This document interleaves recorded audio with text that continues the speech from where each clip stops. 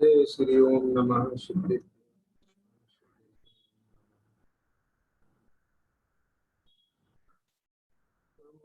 अरहन्ताणं सिद्धाणं मायरीयाणं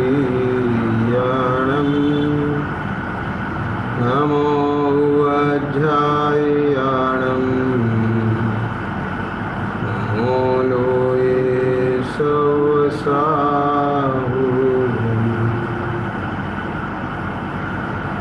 तीन भुवन में सार वीतिराग विज्ञानता शिव स्वरूप शिवकार नमो त्रियोग समाधि।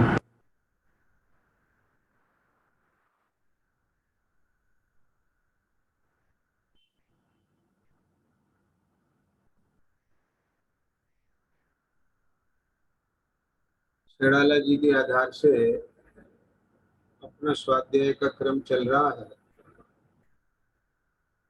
और इस क्रम में जो अपनी चर्चा चल रही है वो तीसरे ढाल के 16वें छंद के आधार से चल रही है। प्रथम नरक बिन षटभूतिष भवन संड नारी थावर विकलात्र पशु जत सम्यक धारी तीन लोक तिहूं काल मान नहीं दर्शन सो सुखकारी सकल धर्म को मूल यही इस बिन करणी दुखकारी। तो अपनी जो कल चर्चा चली थी कि तीनों लोक में और तीनों काल में इस सम्यक दर्शन के समान कोई दूसरा सुखकारी नहीं, न तो कोई सुखकारी है न कोई हितकारी है ना। आज अपन चर्चा करेंगे कि सकल धर्म को मूल यही इस बिन करनी दुखकारी। इस बिन करनी दुखकारी का मतलब क्या है? यदि सुखकारी नहीं है तो वो दुखकारी है। सुखकारी का मतलब क्या है? इंद्रिय सुख की प्राप्ति होना वो सुख नहीं। ये चर्चा अपन विस्तार से पहले भी बहुत बार कर चुके हैं, क्योंकि भोग पुण्य फल हो एक इंद्रिय क्या इसमें सागरों की आयु स्वर्ग के भोगों में व्यतीत करने के बाद वापस फिर जब यहाँ आता है तो कैसा लगता है आप समझ। एयर कंडीशन की ठंडक में से निकलकर जब कोई व्यक्ति बाहर निकलता है तो तड़पता है। तो जब वे इंद्रिय सुख छूटते हैं ना तब देखो क्या जीवन में आती है। वहां सागरों की आयु कैसे बीत जाती है भोगों में पता नहीं। अब नया तो कोई ऐसा कार्य किया नहीं उस जीव ने वहां रह के आत्माराधना का, तो वो भोगों में रहा लिप्त और भोग पुण्य फल वो एक इंद्रिय भोग पुण्य फल स्वर्ग में पुण्य फल भोगे और वहां से आयु पूरी करके कहते चय वर्तन धरे। अपा समझ गए ना, यो परिवर्तन पूरे। इसलिए वो सुख का कारण नहीं, वह स्वर्ग का मिलना भी सुखकारी नहीं। सम्यक दर्शन के बिना स्वर्ग सुखकारी नहीं। सम्यक दर्शन के साथ नरक दुखकारी नहीं।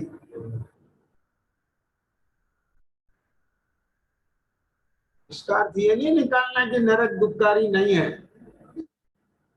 आदमी छल बहुत ग्रहण करता है, तो हाँ उन्होंने कोई बता दिया नरक कोई दुख रूप नहीं है, नरक में दुखी नहीं है, नरक दुखकारी नहीं है, नहीं तो ठीक है, फिर नरक में भेजो ना उन्हें, पता चल जाएगा कि तुम कौन भेजने वाले हो नरक में। ध्यान से सुनना, यदि आयु नहीं बंधी है तो सम्यक दर्शन के साथ नरक आयु नहीं बंधेगी।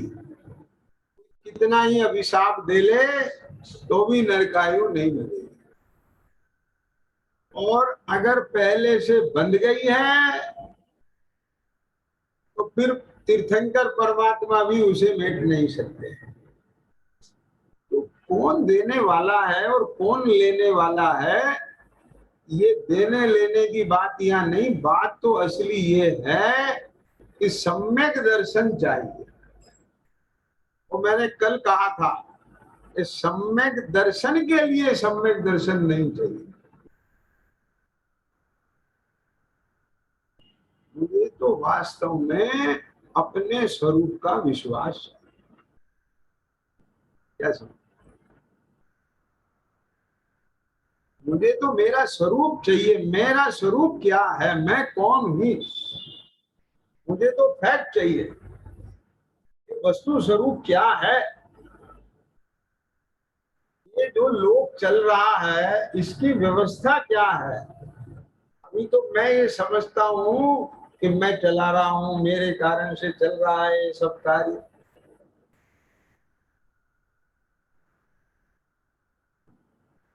बोलो राजी, ऐसा लगता है कि नहीं लगता है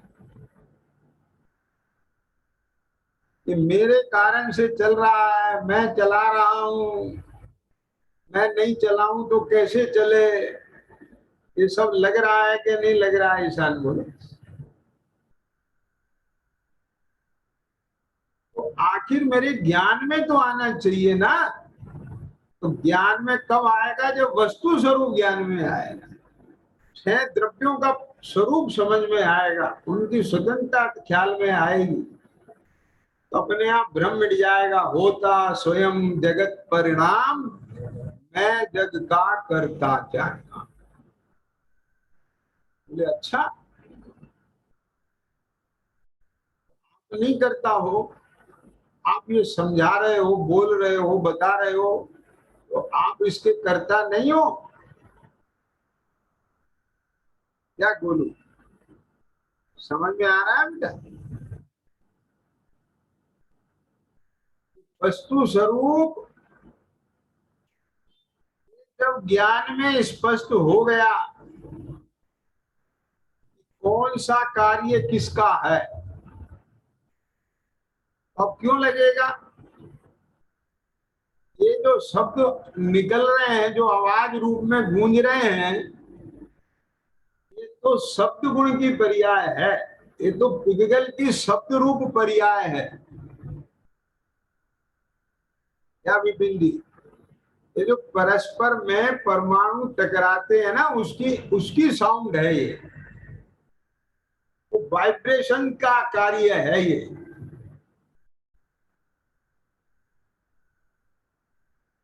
और जो ये समझाने का राग है, ये सब मोह के निमित्त से हो रहा है। ये मोह का उदय है, ये भी मेरा स्वरूप नहीं है। मैं कोई सोच सोच के थोड़ी ला रहा हूं।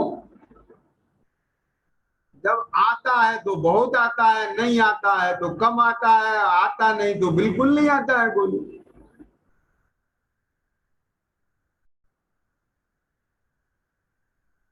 लेकिन एक चीज तो मेरे पास स्थायी भाव रूप है कि वो मेरा ज्ञान स्वभाव है, जो साइलेंट होकर के ये है, जो जिसके इनविजिबल है ये सारी चीजें, भाव भी उठते हुए, आते हुए, जाते हुए जानने में आते हैं। कि जैसे वे आ रहे हैं जा रहे हैं और मैं स्थायी। पकड़ में आती है बात? कभी कभी ख्याल में आया है, ये महसूस होता है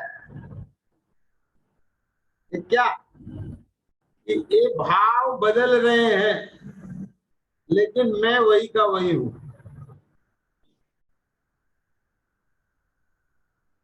दशाएं बदल रही हैं, मैं वही का वही हूं। यानी मैं एक जगह स्थिर रह करके जान रहा हूं वो कौन है। अभी जो पिछले संडे में जो रविवार की कक्षा हुई थी ना, उसमें एक बहुत बढ़िया बात आई थी। वो कौन बच्ची थी मुझे नाम ध्यान नहीं है, उसने प्रश्न किया था, ये साहब वो हमारा ज्ञान भी अशांत हो जाता है। मानवी ने प्रश्न किया कि हमारा ज्ञान अशांत हो जाता है कभी कभी। तो जवाब बहुत गजब का है। पकड़ में आया था ईशान? ज्ञान अशांत नहीं होता, वो तो लगता है।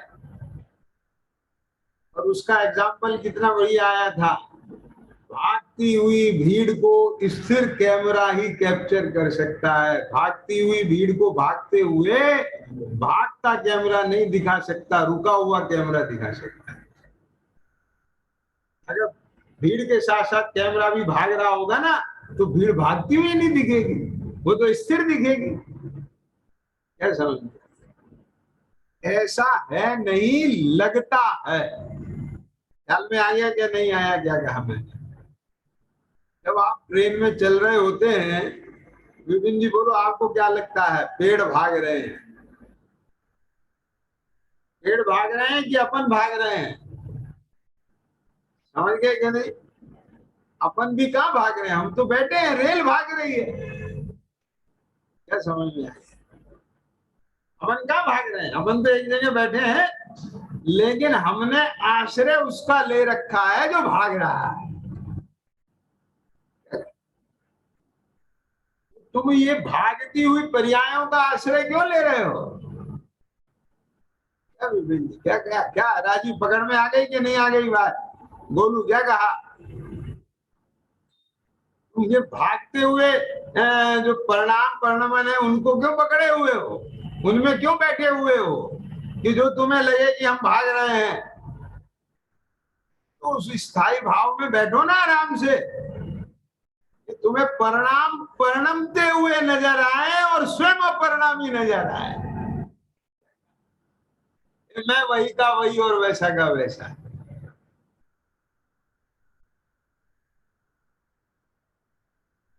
बात समझ में बैठी कि नहीं बैठी? ऐसी चीज में बैठना जो स्थाई में भागने का विकल्प पैदा करे, भ्रम पैदा करे, ये अच्छी बात है क्या? क्या समझ में आ गया? तुम तो स्थाई का आश्रय लो, तो भागता हुआ भागना नजर आएगा और मैं स्थिर नजर आऊंगा। और तुम भागती हुई रेल का आश्रय लोगे तो पेड़ भागते हुए लगेंगे, तुम्हें लगेगा मैं तो बैठा हूं। तो बैठे तो हो, इसकी मनाही नहीं है, लेकिन बैठे कहाँ हो? आज समझे कि नहीं समझ में आ रहा है क्या कह रहा हूं मैं? ऐसे तरह अहम स्थापित करके,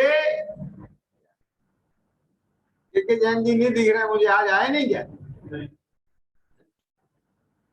तो तुम आज मैंने, तुम बैठे तो हो, लेकिन कहाँ अहम स्थापित कर रखा है कि जो बदलने वाला संयोग है, संयोगी भाव है, उनमें अहम स्थापित कर रखा है। तो तुम्हें तो लग रहा है कि मैं तो बैठा हूं, लेकिन बैठे कहाँ हो? पर्याय में बैठे हो। और पर्याय में बैठ करके द्रव्य को देख रहे हो। क्या कह रहे हैं गोलू? द्रव स्वभाव में बैठ, उस स्थायी भाव में बैठ के देख पर्याय को परिणमता हुआ।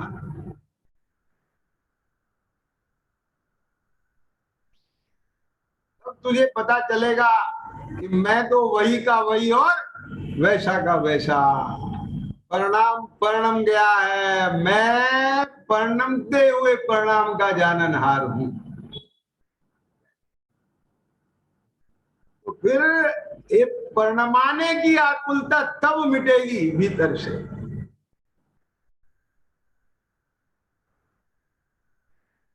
कितनी बड़ी आकुलता है भीतर से परिणमाने की, पर द्रव को परिणमाने की तो महान कहेंगे ही, लेकिन स्वयं को भी परिणमाने की कितनी बड़ी आकुलता है विपिन जी, बोलो।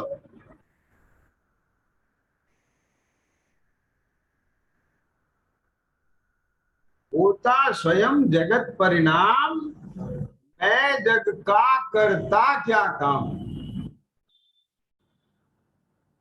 सहजानंद जी वर्णी जी ने लिखा है ये आत्म कीर्तन में। ये ईश्वर के कीर्तन तो बहुत किए, कीर्तन करते हैं कि नहीं करते हैं जगत के लोग, लेकिन उनने इसका नाम क्या लिखा है? आत्म कीर्तन। करो बैठ के आत्म कीर्तन। अच्छी एक और रचना है उनकी, आओ झूले मेरे चेतन आत्म भवन में। आत्म भवन में चेतन, आत्म भवन में आओ झूले मेरे चेतन आत्म भवन में। ये झूला बहुत गजब का है जब झूला जाता है, क्या समझ में आया? तो ये सारा जगत का परिणमन अपने आप हो रहा है, ये सम्यक दर्शन है।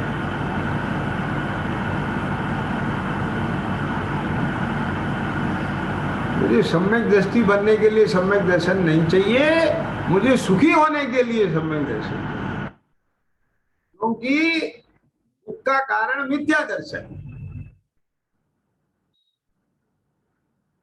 भ्रम से जीव दुखी है, तो भ्रम का नाम मिथ्या दर्शन। विकल्पों से जीव दुखी है, विकल्पों का अभाव चारित्र। क्या राजू, समझ आ गया क्या नहीं आ गया?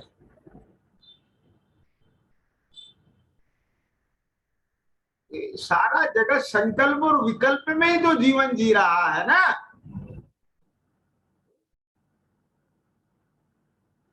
सबसे पहले क्या होता है? संकल्प, और फिर चालू क्या होता है? विकल्प। इसने एक दिन बैठे बैठे ये देख लिया कि मैं गरीब हूं, तो निर्धनता क्या थी? वो तो कर्म की प्रकृति थी, और इसने कर लिया उसमें संकल्प। तो रात दिन विकल्प चालू हो गए क्या नहीं हो गए? क्या कहा? पॉइंट समझ में आया ना? एक दिन इसने संकल्प कर लिया क्या कि मैं अज्ञानी, ध्यान से सुनना अभी बात मान, तो इसे विकल्प चालू हो गए इस बात के कि मुझे ज्ञानी होना है। आप करो कहीं भी संकल्प, विकल्प नहीं चालू हो तो बता देना।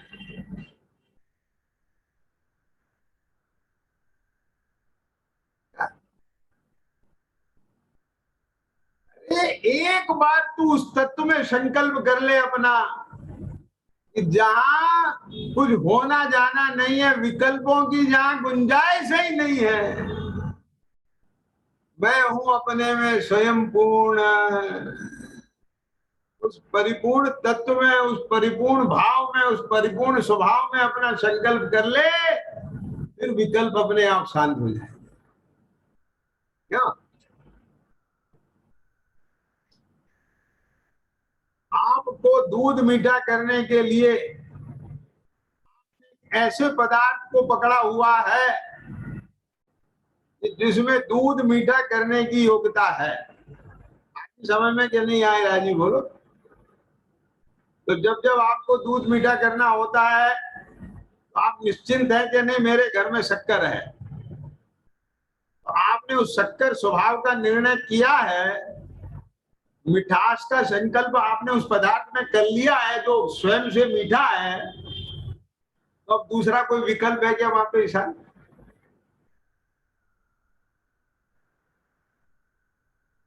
कि अब कोई और ढूंढे दुनिया में कि जो दूध मीठा करे? क्या समझ? कि आपको कभी ये विकल्प होता है कल तो कर दिया था आज करेगी कि नहीं करेगी? तो उसका स्वभाव त्रिकाल है ना, त्रिकाल को इसलिए पकड़ा जाता है। क्या समझ में आ गया? मैं त्रिकाल ज्ञान स्वभावी हूं, मैं त्रिकाल ज्ञायक हूं, मैं वही का वही वैसा का वैसा रहने वाला हूं। क्या समझ में आ रहा है? आ रही बात पकड़ में कि नहीं आ रही?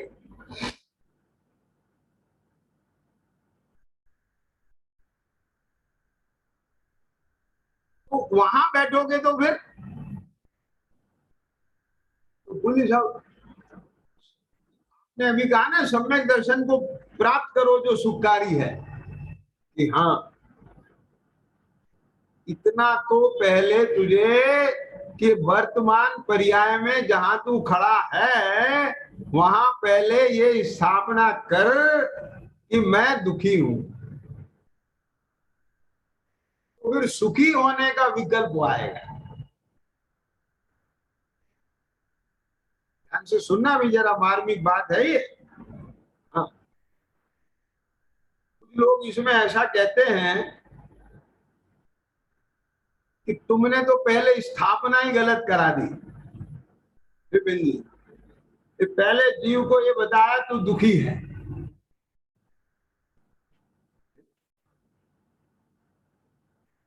राजीव, क्या कि तुमने तो स्थापना ही गलत करा दी?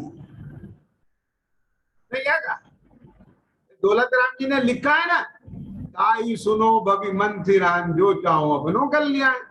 तो उनने सुनो कहा है, ताई सुनो, तो सुनो क्या है कह रहा है? उनने भी तो पहले स्थापना कर दी, तू कान वाला है सुन।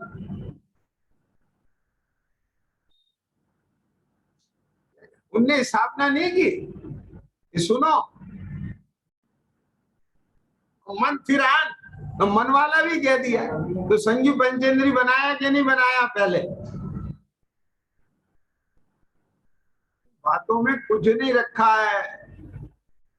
प्रयोजन साधो भाई साहब, यदि तुम शब्दों को पकड़ पकड़ के गोलू चलोगे, तो मैंने कल भी कहा था कि ना तो सम्यक दर्शन का पक्ष रह के आत्मा का हित हो सकता है और ना वृतादि का पक्ष करके आत्मा का हित हो सकता है।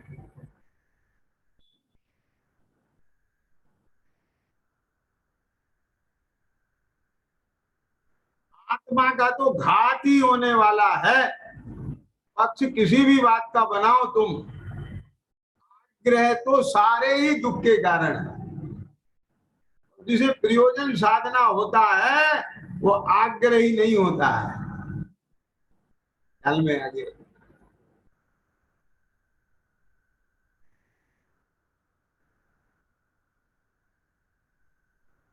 अरे एक चीज तो बताओ, तुमने जब ये बात कही कि तुमने स्थापना गलत कर दी, ये क्या पहले ही कह दिया कि तू दुखी है और तुझे सुखी होना है, तो क्या कहें हम? कि तुम तो ये कहो कि मैं तो कभी दुख रूप होता ही नहीं हूं, मैं तो सदा सुखी हूं। वहां स्थापना करो। एक कहा कि जो कभी दुखी नहीं होता, जो सदा सुखमय तत्व है, वहां स्थापना करो। तो क्यों करो?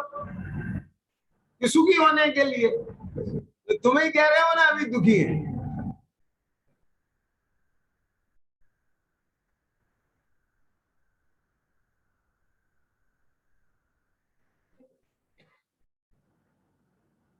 बातों में कुछ नहीं रखा। जब तेरे को विपिन जी सुनना, पेट में भूख लगी है तो तुझे कहने में क्या तकलीफ है मैं भूखा हूं?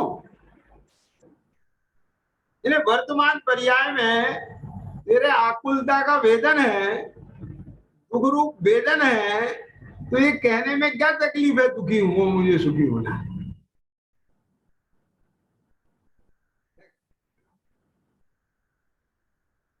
तो राग का वेदन कर रहा है, राग रूप परिणम रहा है, मुझे ये कहने में क्या तकलीफ है मुझे मैं रागी हूं? क्या समझ में?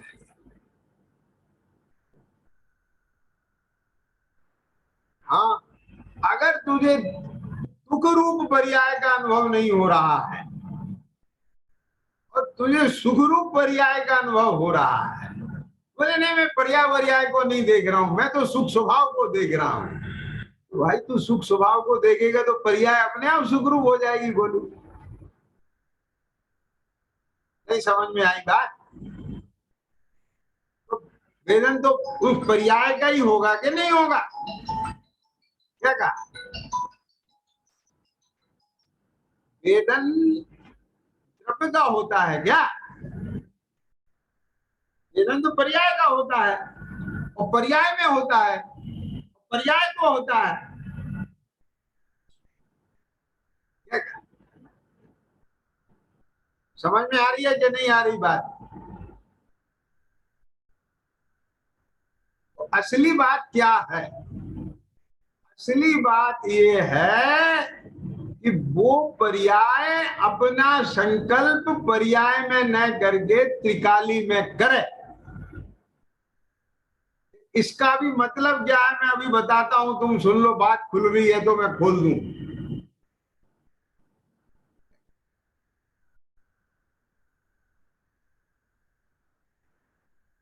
इसका मतलब ये है कि ये जो द्रव्य है ना, ये त्रिकाली है और इसका एक एक समय परिणमन चल रहा है।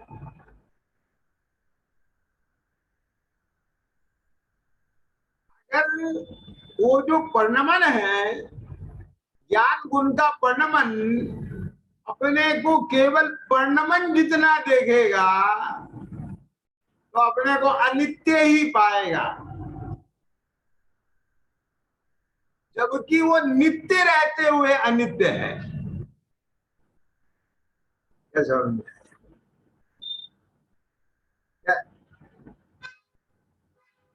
जी सुनो, मैं अभी तुम्हें ढूंढ रहा था कि आज कहाँ रहेगा, इतनी बढ़िया बात आने वाली है अभी। ये क्या कहा विपिन जी?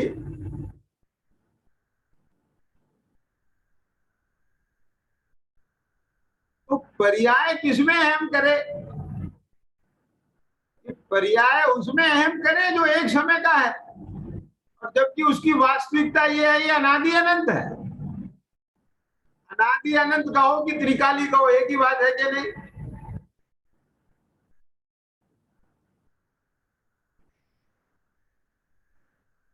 क्या समझ में आ गई बात? और एक चीज बताएं, द्रव्य अनादि अनंत है, जहां तक ये बात परम सत्य है, लेकिन वो उत्पाद वह रूप भी है। उत्पाद वह द्रव्य युक्तम सत, और सत द्रव्य लक्षण। बिना उत्पाद वह का द्रव्य नहीं होता। समझ में आया कि नहीं आया? तो यदि तू उत्पाद वह के बिना द्रव्य को मानेगा तो अपने पांव कुल्हाड़ी मारेगा गोलू। क्यों? तेरी अल्प विकसित पर्याय पूर्ण कैसे होगी फिर? तेरे दुख रूप पर्याय का भाव होगी, सुख रूप पर्याय आएगी कैसे? नहीं समझ में आई राजीव, क्या कह गए हम? तेरे अज्ञान का परिणमन मिट के ज्ञान का परिणमन कैसे आएगा फिर? तेरे मिथ्या दर्शन कैसे मिटेगा फिर? मिथ्या ज्ञान कैसे मिटेगा, मिथ्याचारित कैसे मिटेगा? क्या क्या समझ में आया कि नहीं आया? सब बातों को बहुत शांति से समझने की जरूरत है, और किस लिए समझना है ये बात ज्ञान में होना चाहिए।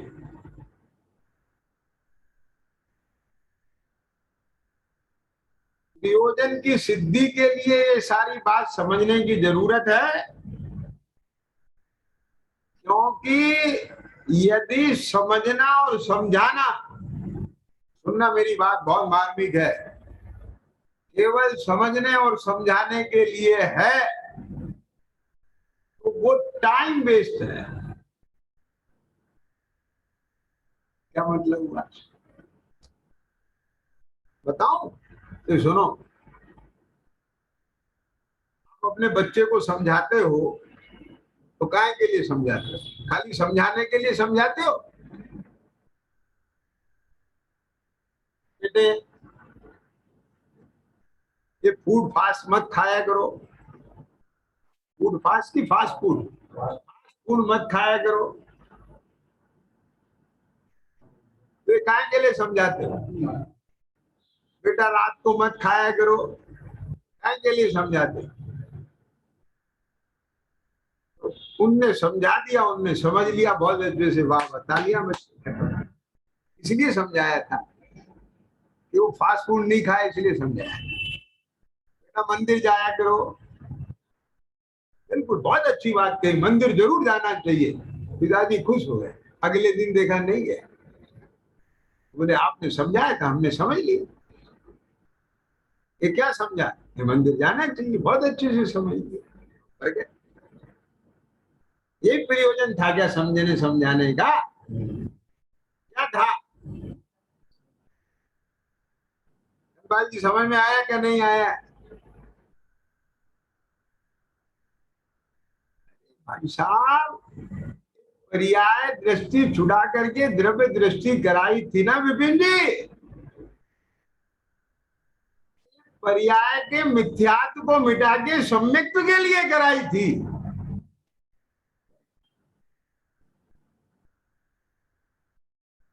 मिथ्या दर्शन का वह हुए तो सम्यक दर्शन का उत्पाद हुए, और उसी की जो लगन, उसी की लीनता, उसी में मगनता इसलिए बताई थी कि अमृतादि रूप में जो आचारित्र है उसका वह होवे और सम्यक चारित्र का उत्पाद हो। ख्याल में आ गया क्या नहीं? तो समझ में आ रहा है क्या नहीं आ रहा है? बिना उत्पाद वह के द्रव्य चलेगा कैसे? तो उत्पाद वह के बिना का द्रव्य मानना, ये तो अपने पांव कुल्हाड़ी हो गई कि नहीं हो गई?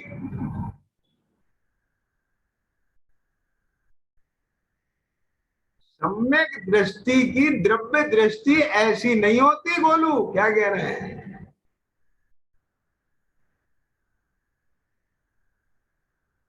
पर्याय है ही नहीं, ऐसा नहीं है।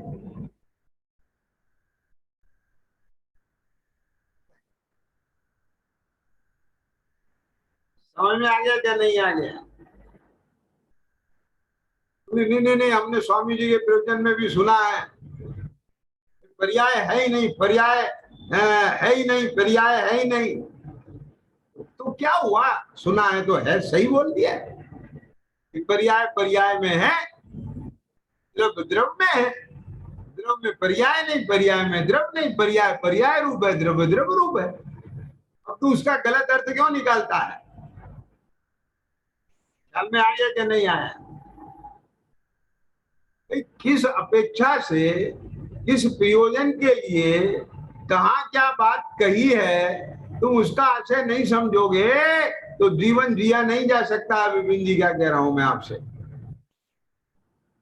पुराने जमाने में जब माँ को गुस्सा आता था, चूल्हे में लकड़ी होती थी तो चूल्हे की लकड़ी निकाल करके कहती थी कि मर जाने, मेरे सामने से निकल जा घर में से, नहीं मैं तेरे मुंह में आग, तेरे जलती हुई लकड़ी दे दूंगी तेरे को।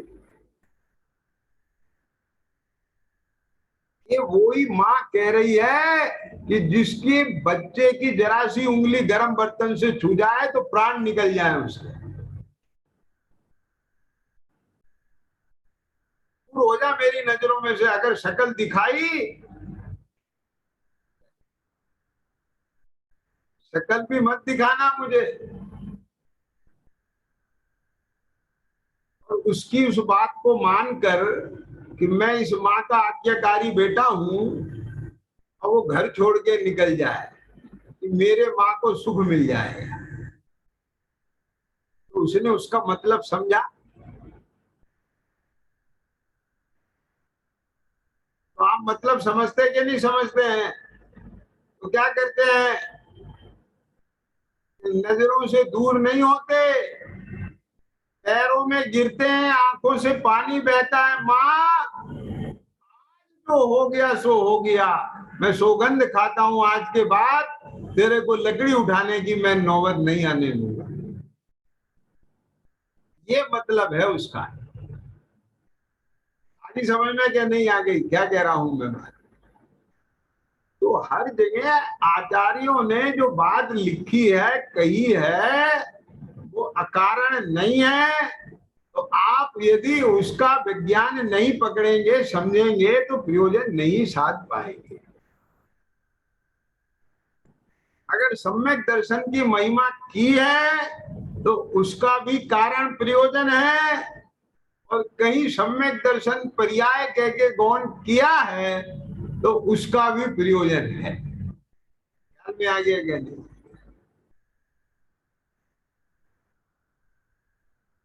कहीं दर्शन ज्ञान चारित्र का भेद किया है तो उसका भी प्रयोजन है, और कहीं दर्शन ज्ञान चारित्र भी आत्मा नहीं है ये बात कही है तो उसका भी प्रयोजन है। कहीं जीवादि तत्व बताए हैं, उसका भी प्रयोजन है, और जीवादि बहिर्तत्व कह दिया है तो उसका भी प्रयोजन है। में आगे अब दरअसल में जिसे छल ग्रहण करना हो वो तो शब्दों को तोड़ मरोड़ करके छल ग्रहण करता है, और जिसे प्रयोजन साधना है तो वो तो उसमें से उसका आशय पकड़ता है। जैसे जैसे आप उंगली का इशारा देख करके और चांद पकड़ लेते हो और उंगली छूट जाती है। समझ में आ गया क्या नहीं आ गया? अपनी जो चर्चा चल रही है कि सकल धर्म को मूल यही, इस बिन करनी दुखकारी। बहुत मार्मिक बात है कि जितने भी धर्म होंगे वो यथार्थ को जाने और यथार्थ के विश्वास बिना नहीं हो सकते। सकल धर्म, धर्म एक है कि शकल है? ये सुनो, अब अलग अलग सुन लेना धर्म कितने हैं। सम्यक दर्शन ज्ञान चारित्र, ये 3 धर्म है रत्नात्रय के। गृहस्थ धर्म, मुनि धर्म, ये 2 धर्म है। उत्तम, क्षमा, मार्दव, आर्जव, ये 10 धर्म है। अब कितने धर्म गिनवाए? क्या ये जितने भी धर्म है, ये जितने भी रूप है आत्मा के, जो स्वाभाविक रूप है, तो आत्मा के धर्म है, वे सारे धर्म कब प्रकट होंगे? उन सारे धर्मों का जो सुख है आत्मा को कब मिलेगा? जब उसके पास सम्यक दर्शन।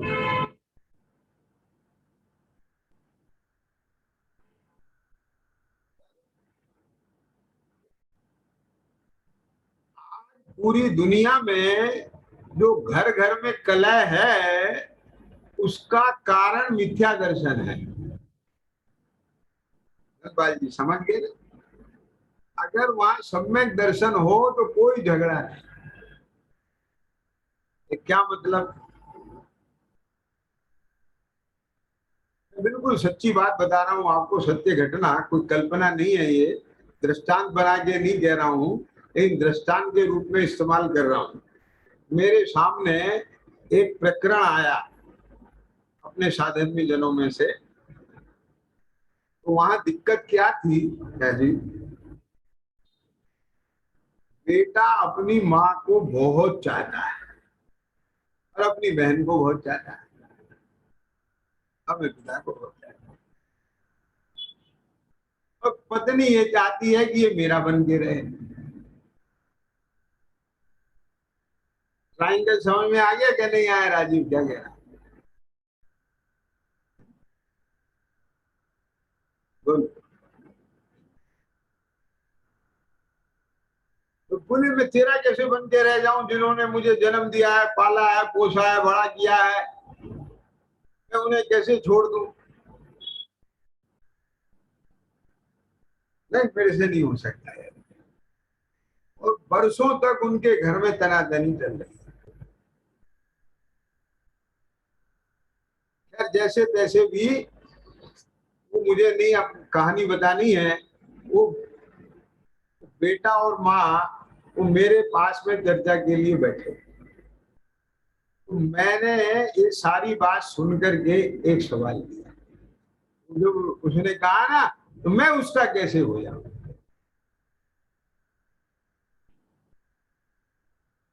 मैंने कहा देख बेटा, तुझे उसका तो होना पड़ेगा, और 10-20% नहीं होना पड़ेगा विपिन जी, 100% होना पड़ेगा। बोले मैं उसका 100% हो जाऊंगा तो माँ का फिर रहूंगा कि नहीं रहूंगा? तुमने कहा माँ का भी 100% होना पड़ेगा। बोले ऐसा कैसे होगा, मैं एक 100% सबका कैसे हो जाऊंगा? तो मैंने कहा सुन, पति 100% होता है और बेटा 100% होता है। समझ में नहीं आई बात? सारा झगड़ा यही है ना भाई।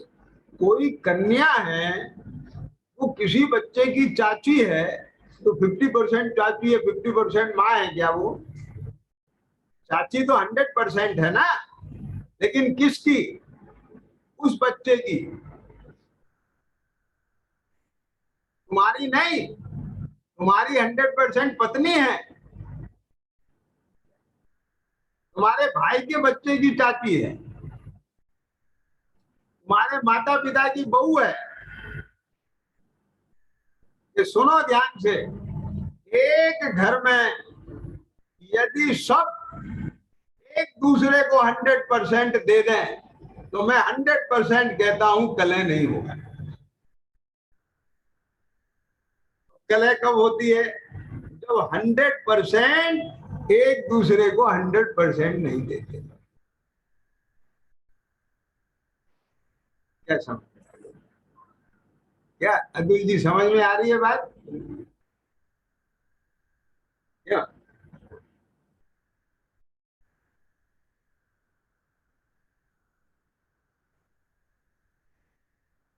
धनपाल जी क्या कह रहा हूं?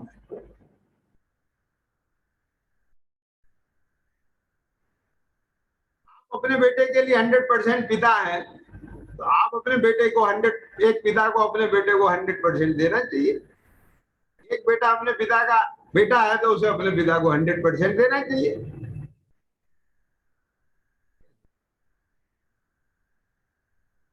100% समय नहीं कह रहा हूं मैं, विपिन जी क्या कह रहा हूं, 100% की निगाह कह रहा हूं मैं। क्योंकि तुम अगर पत्नी को ही 100% समय दे दोगे, तो बाकी को समय कब दोगे?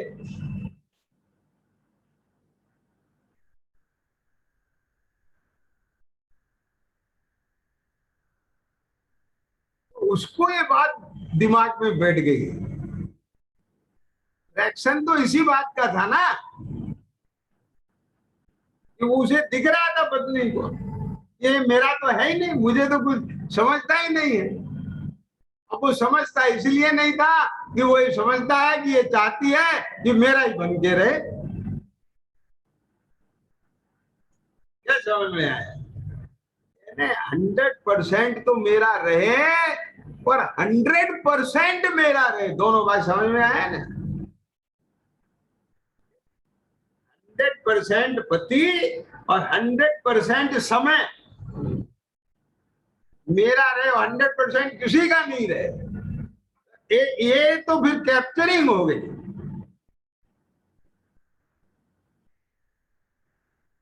नहीं समझ में आ रहा है? ये तो डकैती हो गई ना। तुमने दूसरों के रिश्ते में डकैती डाल दी कि नहीं डाल दी?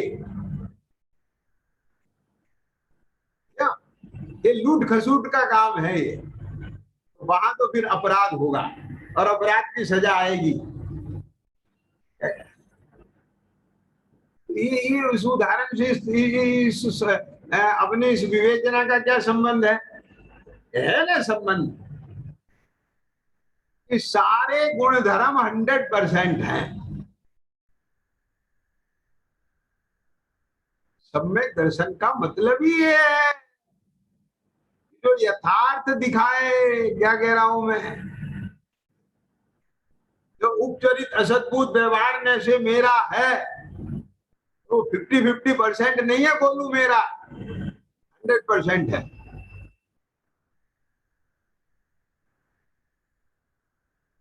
सम्यक दृष्टि से पूछो कि बच्चा कौन है, तो वो उदास मन से कहेगा है नहीं नहीं, निश्चय से तो कोई किसी का नहीं है, लेकिन वो संयोग रूप में व्यवहार से मेरा है, ऐसे बोलना चाहिए। क्यों? ये कौन है? मेरा बेटा है।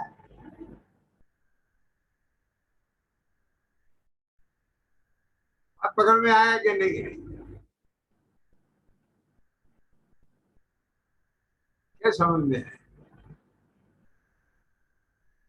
कि अनुचरित सद्भुत व्यवहार में हे है कि नहीं है? हे और हे है। जहां अगर वो सर्वदा हे है तो फिर उसको जिनवाणी में क्यों खड़ा किया? आपको पकड़ रहे हो कि नहीं पकड़ रहे? ऐसा सम्यक दर्शन ये सुखकारी नहीं होगा, दुखकारी हो जाएगा। क्योंकि वो सम्यक्त नहीं है, सम्यक्त्वाभास है।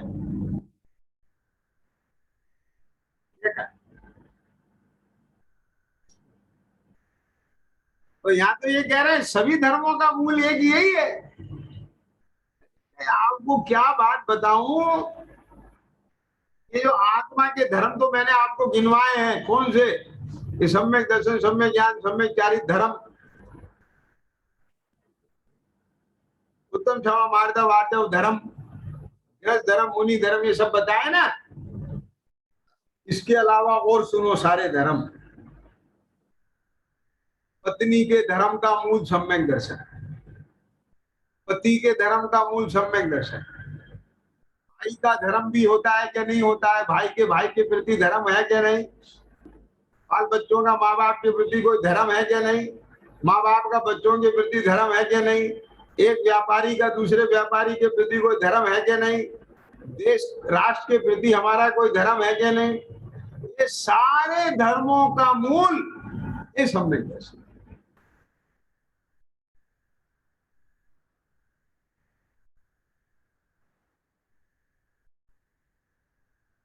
मुझे याद आया है अभी कि पिछले लॉकडाउन में जब क्लास चालू ही हुई थी, तब एक दिन और चर्चा आई थी।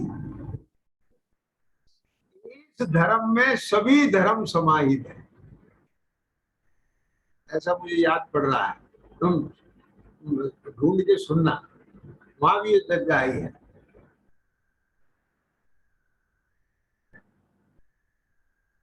सकल धर्म को मूल यही, और बता दें हम आपको कि सारे धर्मों का निर्वाह होगा और अपने धर्म के निर्वाह के साथ होगा। क्या मतलब? कि सबसे बड़ा धर्म क्या है? कि स्वयं को स्वयं मानना और पर को पर मानना। इसके बिना तुम जिसे मामा कह रहे हो ना, तो मामा कहना भी सही नहीं है, इस मकान को अपना कह रहे हो वो भी सही नहीं है। मैं बताऊं कैसे, ये प्रूव कर देता हूं। यदि अपना निश्चय घर, सम्यक दर्शन का पता नहीं है तुम्हें, और तुम बाहर के मकान को अपना मकान मानोगे, मोह से मानोगे, तो मोह से फिर क्या होगा? हमारे अगर मोह का जाला है तो वहां बाकी के धर्मों का निर्वाह नहीं हो पाएगा।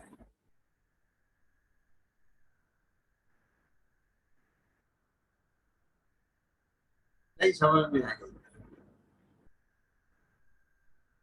वो यहाँ ढेर लगाएगा ना तो कहीं गड्ढा होगा।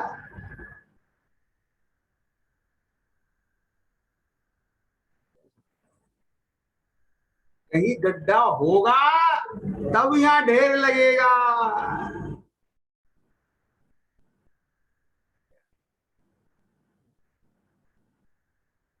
समझ में आ रही है कि नहीं आ रही है?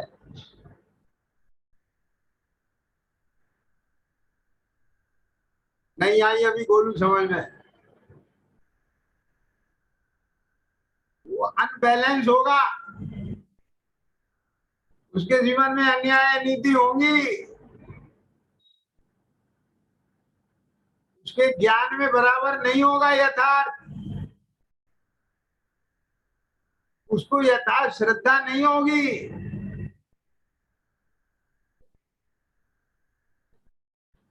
तो एक घर मेरा है तो अपने घर को पुष्ट करने के लिए दूसरों के घर उजाड़ेगा।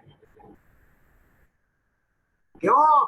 क्योंकि वो मानता है ये ही घर मेरा है।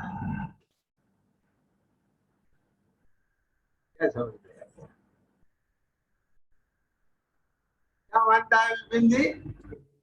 ये ही घर मेरा है। और सम्यक दृष्टि क्या मानता है? कि संयोग से, कर्मोदय से, राष्ट्र के द्वारा समाज रीति से पैसे देकर रजिस्ट्रार के रजिस्ट्री होकर के जहां मुझे रहने का अधिकार मिला है परमानेंट नहीं, जब तक इस पर्याय में हूं, इस पर्याय में, तब तक ये घर मेरा है। आगे समझ में?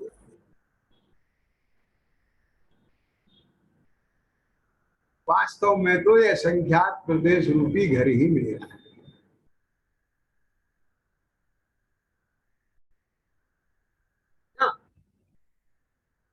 अब ये ही घर मेरा है, ये तो खत्म हो गया कि नहीं हो गया? तो ये ही घर मेरा है। अब सुनना आगे की बात, ये भी घर मेरा है।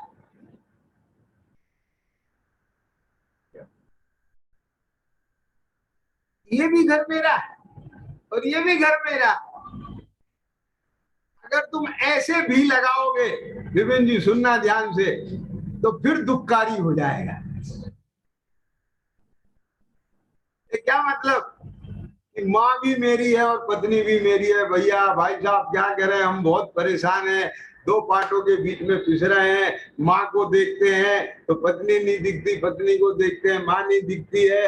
अब क्या करें, एक को खुश रखें दूसरा नाराज हो जाए। सुनो, पत्नी भी मेरी है और माँ भी मेरी है, लेकिन 50-50% नहीं। पत्नी भी 100% मेरी है और माँ भी 100% मेरी है। ये क्या मतलब हुआ? कि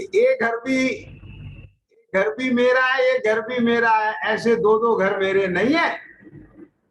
50% ये है, 50% ये है, नहीं। ये भी 100% मेरा है और ये भी 100% मेरा है। क्या मतलब है? कि परमार्थ से ये घर मेरा है 100%। और जब तक ये पर्याय है, बाहर में, इस जगत में, रजिस्ट्रार ऑफिस की बजाय के नजरों में, समाज के नजरों में सरकार के नजरों में, परिवार के नजरों में एक है 100% मेरा।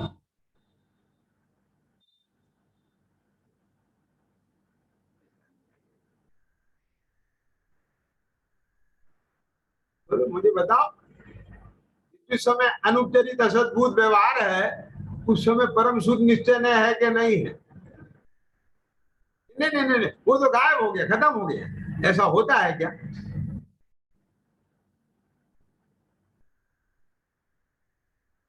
सब है।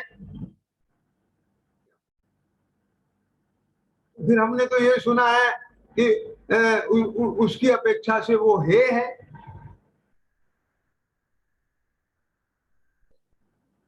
अशुद्ध निश्चय ने है, शुद्ध निश्चय ने उपादेय है, फिर परम शुद्ध निश्चय ने की अपेक्षा से शुद्ध निश्चय ने भी है। ये भी 100% है। ये क्या मतलब है? सुन जरा ध्यान से। जब तुझे इस वाले घर में रहना है तो वो अन्य घर मेरे नहीं है, और जब इस वाले घर में आना है तो एक घर भी मेरा नहीं। समझ में आएगा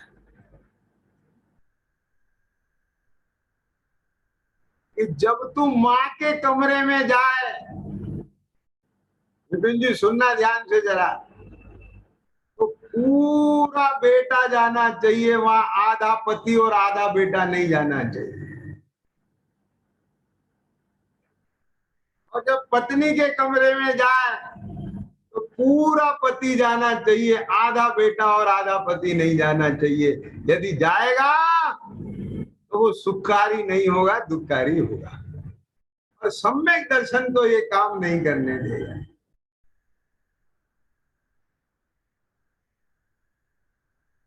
राजीव समझ में आ गया क्या नहीं आया है? क्यों? क्योंकि सम्यक दर्शन होने पर ही तो ये दर्शन हुआ। ये आत्मानंद धर्मात्मक है, उसके कुछ धर्म स्वाभाविक है और कुछ उद्गल के संयोग से हुए हैं। समझ में आया कि नहीं आया? ये सारा जगत और जगत की व्यवस्थाओं का दर्शन तो सम्यक दर्शन होने पे हुआ है ना, तभी तो समझ में आया है ना इसको, इसके ज्ञान में आई है ना ये बात। तो सकल धर्म का मूल हो गया क्या नहीं हो गया? और जिसके पास वो विज्ञान आ गया, अब उसका जीवन दुखकारी रहेगा कि सुखकारी होगा?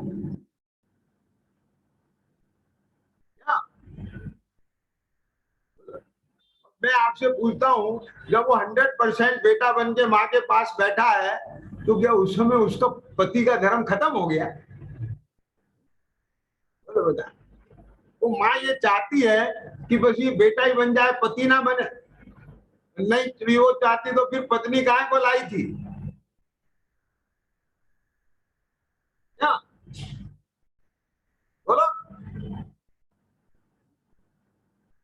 उस उस सास को बहू क्यों नहीं सुहाती है? वो घर में कलह क्यों आई है? वो इसलिए आई है कि ए दृष्टि उस बहू में भी होना चाहिए, और एक दृष्टि सास में भी होना चाहिए। आज समझना जरा, बहुत मार्मिक बात है।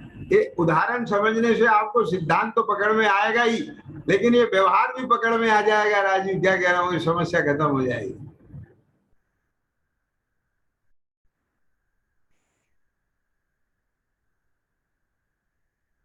इस बहू को वो इतना पसंद करके लाई थी, आज वो दुश्मन जैसी क्यों दिखने लगी है? मिथ्या दर्शन की वजह से। यदि उसमें सम्यक दर्शन होता और सास में भी सम्यक दर्शन होता, क्या समझ में आया? क्या सास ये नहीं देखती कि ये मेरा ही बेटा है, मेरा ही बेटा है, किसी का पति नहीं है।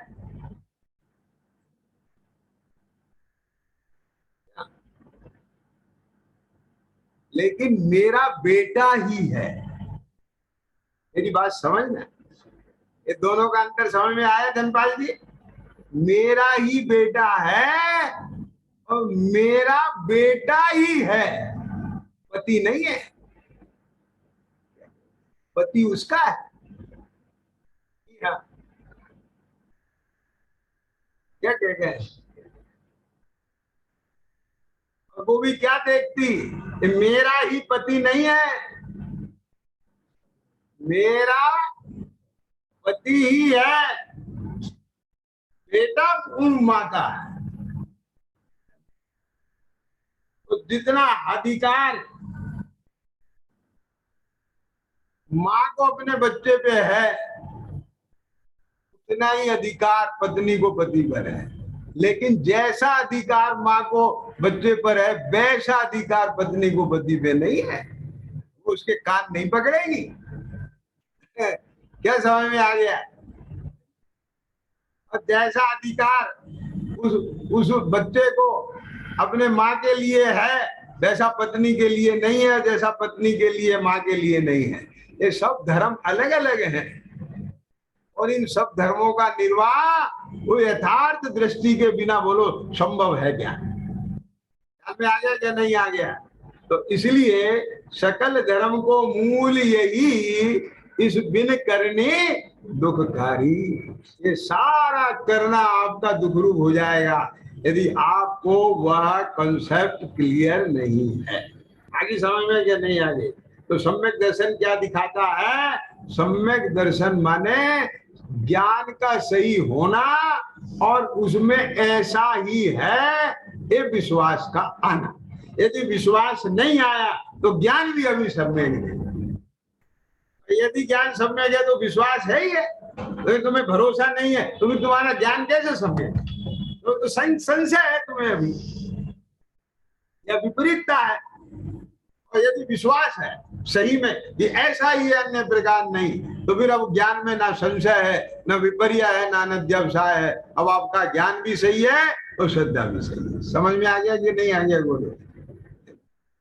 तो अभी तो मैंने आज ये समझ लो पूरे उदाहरण में चला गया बात, लेकिन आप में अगर योग्यता है तो अब सारे धर्मों में आप अपने आत्मा के भी घटा सकते हैं कि सकल धर्म को मूल ये इस बिन करनी दुखकारी। लेकिन मैं कल चर्चा में लूंगा कि सम्यक दर्शन के मूल को किस प्रकार से गृहस्थ धर्म, मुनि धर्म, क्षमा धर्म, सब में सारे धर्मों में ये मूल में घटेगा। तो यानी सकल धर्म को मूल यही इस बिन करने दुखकारी। इसके बिना जो भी आप करेंगे, जहां भी आप रहेंगे, जहां भी आप जाएंगे, आपको दुख और आकुलता मिलेगी, सुख नहीं मिलेगा। सहजानंदी विनाशी में